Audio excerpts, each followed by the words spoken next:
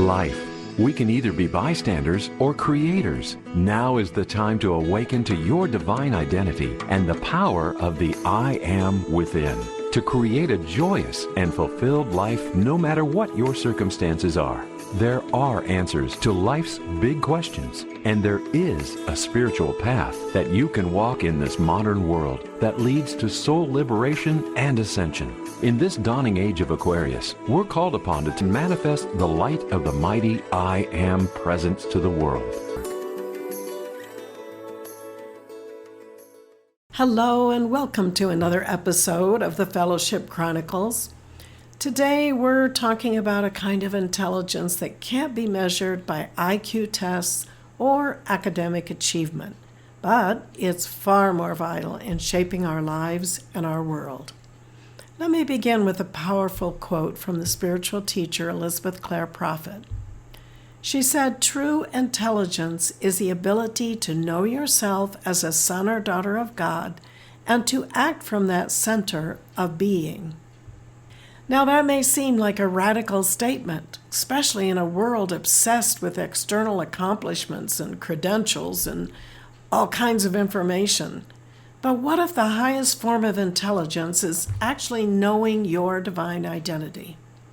We're taught from a young age that intelligence means how fast we can calculate numbers, how well we can memorize, how far we can go in school or in our careers. But spiritual intelligence asks a different question. Do you know who you really are? And are you living from that truth? Elizabeth Clare Prophet reframes the entire conversation. She says that true intelligence begins when we recognize ourselves as sons and daughters of God, not just as abstract theology, but as a lived experience. And what does that mean? It means you have divine origin and purpose. You are not a sinner by nature, but a soul in evolution. You are called to act, think, speak, and create from that sacred center. This is a game changer. So let's break it down. To know yourself as a son or daughter of God is the opposite of the shame-based narrative that tells us we're broken, we're fallen, or we're just inherently unworthy.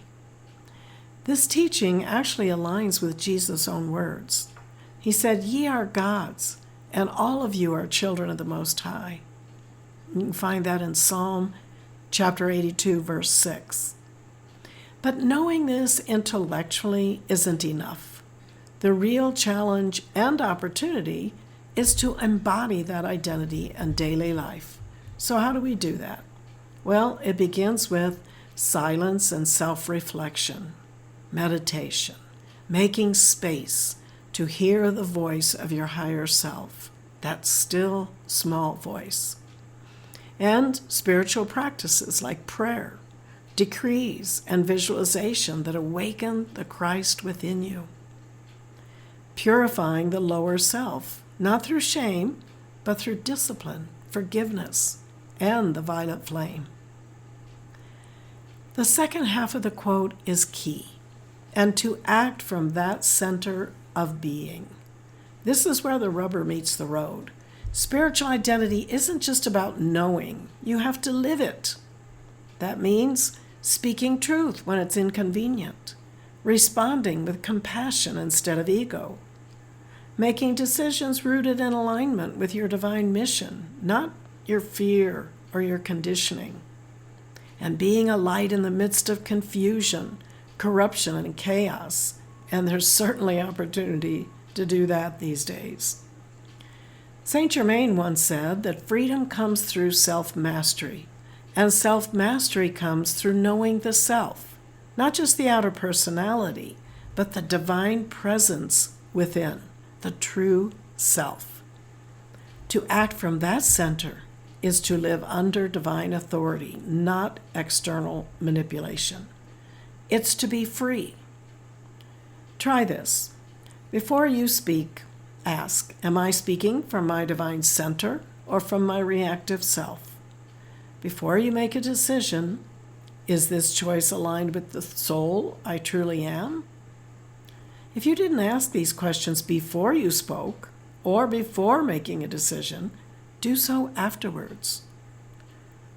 When you begin to anchor this awareness, you stop being a puppet of the world's chaos and start becoming a master of your own energy, your own destiny. So the question isn't just, are you smart, but rather, are you spiritually awake? Are you living as the son or daughter of God you truly are? Because that is true intelligence. In upcoming episodes, we'll explore how this divine self-awareness relates to spiritual intelligence in leadership, co-creating with God through the spoken word, and the difference between the children of God and the sons and daughters of God. Until then, remember, you weren't born broken. You were born divine. Now let's live like it. Thank you for joining us today. And if you enjoyed this message, please subscribe and share. Until next time, be blessed and keep shining your light.